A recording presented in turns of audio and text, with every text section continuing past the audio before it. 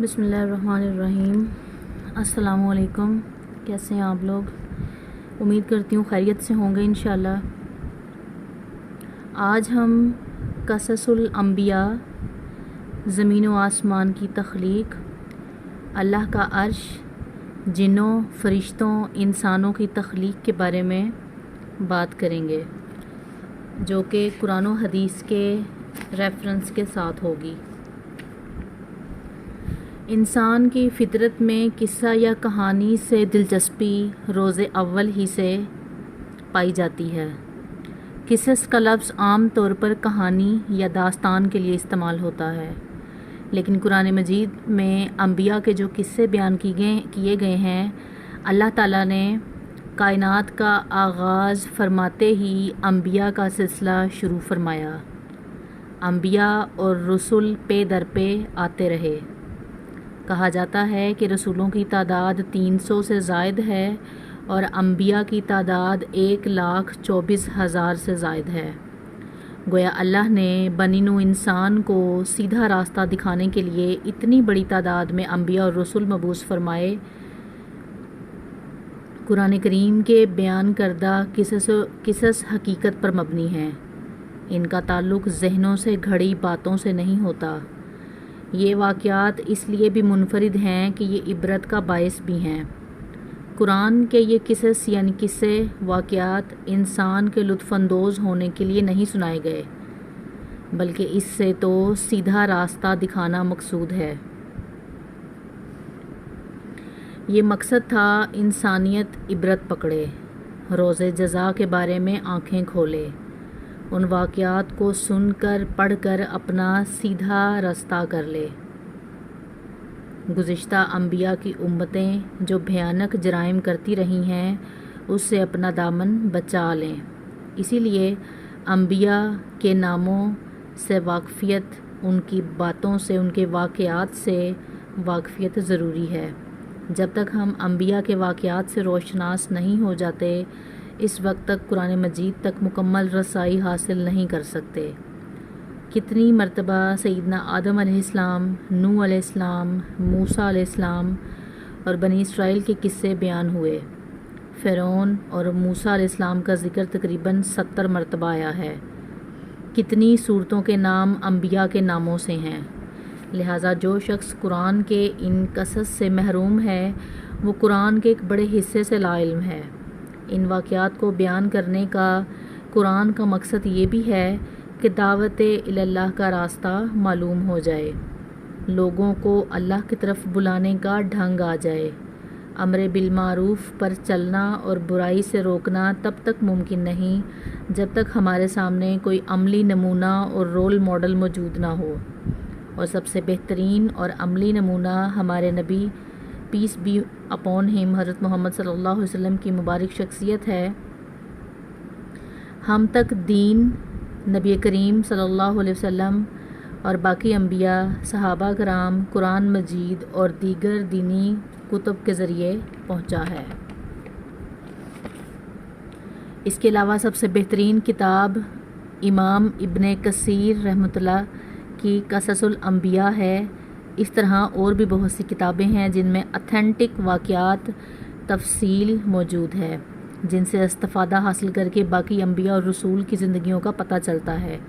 اسی حوالے سے ہم جاننے کی کوشش کریں گے کہ زمین و آسمان کی تخلیق سے پہلے کیا تھا، اللہ تعالیٰ کا عرش کہاں تھا، اللہ تعالیٰ نے زمین و آسمان، پہاڑوں اور درختوں کو کتنے دنوں میں پیدا فرمایا، کون سی چیز کس دن پیدا کی گئی اور کون سی چیز سب سے پہلے پیدا کی گئی، فرشتے، جن اور انسان کس کس چیز سے پیدا ہوئے، انسانوں اور جنوں کی تخلیق کا مقصد، ابلیس کون تھا، تخلیق کائنات اور تخلیق آدم۔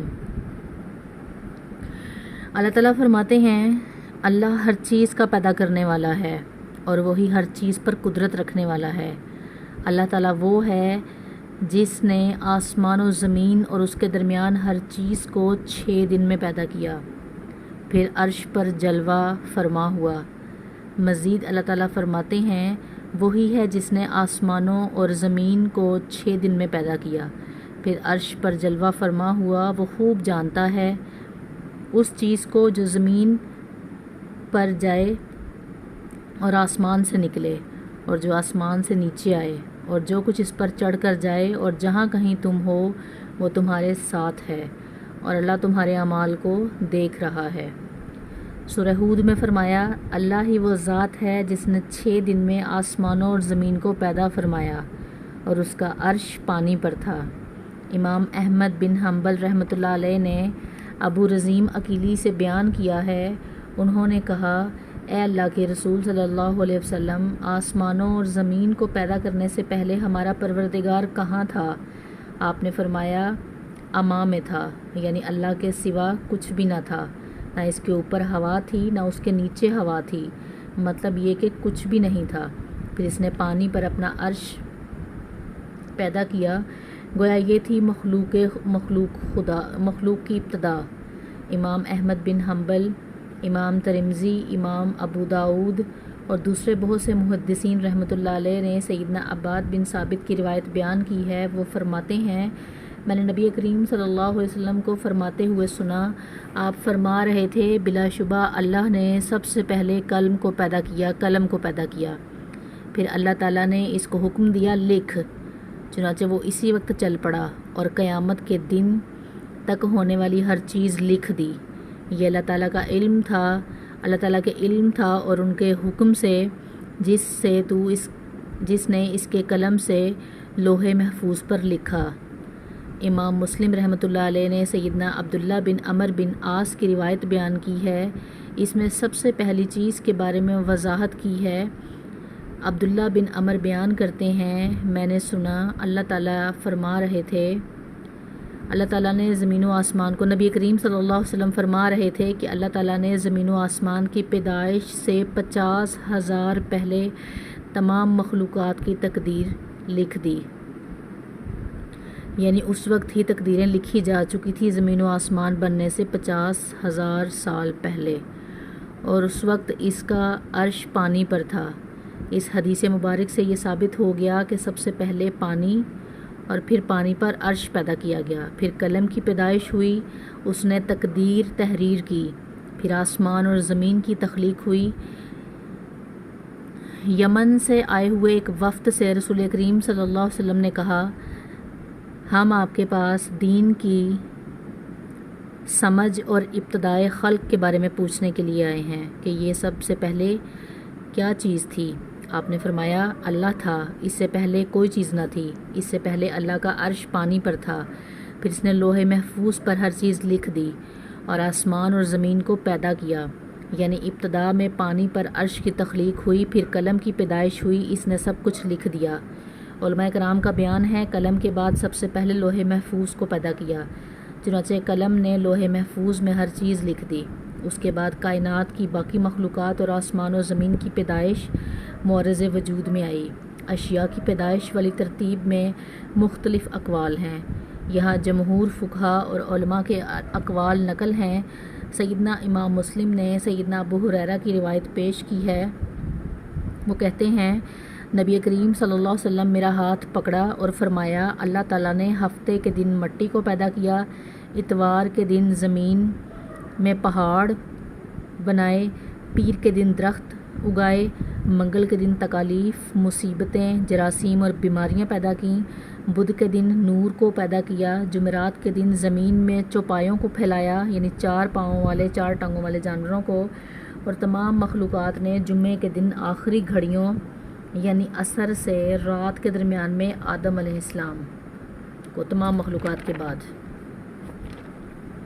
مطلب انسان کو سب سے آخر میں تخلیق کیا۔ اس حدیث میں مختلف حالات کو وضاحت سے بیان کیا گیا ہے، اس سے پتہ چلا کہ ابتدائی مخلوقات کی ترتیب کیا تھی۔ ان میں سب سے آخر میں حضرت آدم علیہ السلام ہیں، جبکہ نسل انسانی میں آدم علیہ السلام سب سے پہلے اور تمام انسانوں کے باپ ہیں۔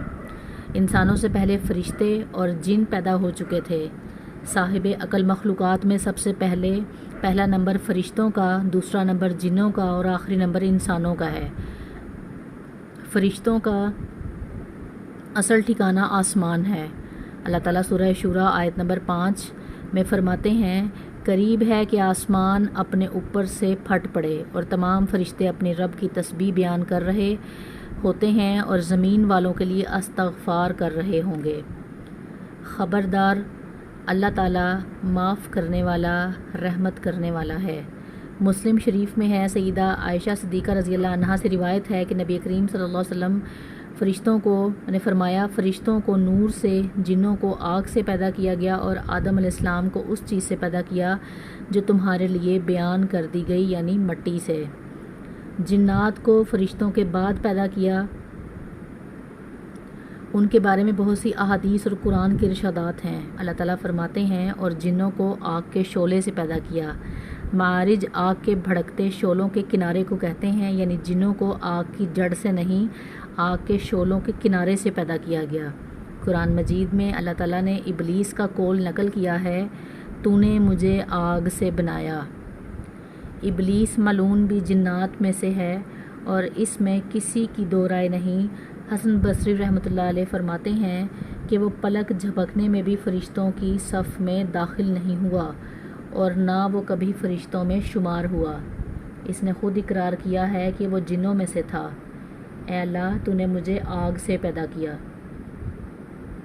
سیدنا عبداللہ بن عمر رضی اللہ عنہ اور سیدنا عباس رضی اللہ عنہ فرماتے ہیں، آدم سے 2000 سال پہلے جنات پیدا کیے گئے۔ وہ ہماری اس زمین پر رہا کرتے تھے۔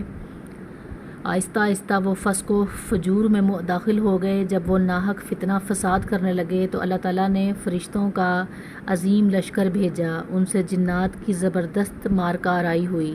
اس مارکہ آرائی میں فرشتوں نے جنات کو تہس نہس کر دیا اور وہ سمندروں کے جزیروں میں پناہ لینے پر مجبور ہو گئے۔ زمین کے ہر حصے سے انہیں جلا وطن کر دیا گیا، چنانچہ آج تک ان کا مسکن جزیرے ہیں۔ یہ واقعہ آدم علیہ السلام کی تخلیق سے پہلے ہو چکا تھا۔ احادیث میں ہے کہ ابلیس ملعون کا ایک تخت ہے اور وہ تمام جنوں کا سردار اور حکمران ہے۔ اس کا شاہی تخت پانی پر موجود ہے۔ اس کی متعین جگہ کے بارے میں کہیں ذکر نہیں۔ اللہ پاک ہمیں دنیا میں آنے کا صحیح مقصد عطا فرمائے اور اس مقصد پر عمل کرنے کی توفیق عطا فرمائے۔ آمین ثم آمین۔ دعاؤں میں یاد رکھیے گا۔ اللہ حافظ۔